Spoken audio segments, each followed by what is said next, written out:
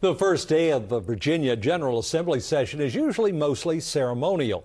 Not today. With their new sizable majority in the House, Democratic leaders immediately began pushing ahead 4 constitutional amendments. Within the hour, the House approved all 4 of them, and as Northern Virginia Bureau Chief Julie Carey reports, one of them is in the national spotlight. We're talking about the plan to redraw congressional districts.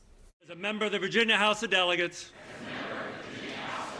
the 2026 Virginia House of Delegates sworn in, Democrats celebrating their 64 seats, a huge majority, and a record number of women in the chamber. And with Democrats still in charge of the Senate, they quickly flexed their muscle, fast-tracking a resolution that could bring new congressional maps. They say President Trump's push for Texas, North Carolina, and other states to redraw their maps to favor Republicans forced their hand. Virginia literally cannot afford to let the system continue to be rigged. So here in Virginia, we will let the voters decide whether they want to live in a dysfunctional new normal of a rigged system or fight back. Democrats insist no new congressional maps have been created yet, but they promise to have something to show to voters by the end of January. Then, if approved, the constitutional amendment would go to the voters in a special election in April.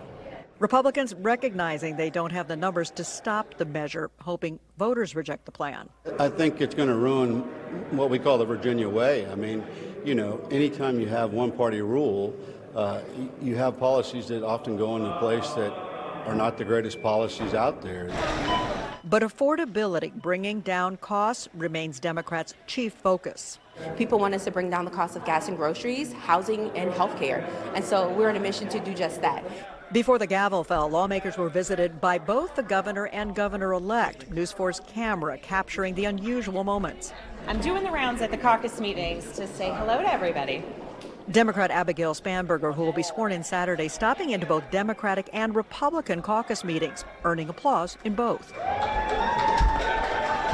Governor Glenn Youngkin, for a time, manning the Capitol Information Desk. The Republican governor also popping into the GOP gatherings before bumping into his successor and offering a few words of advice to soak it all in.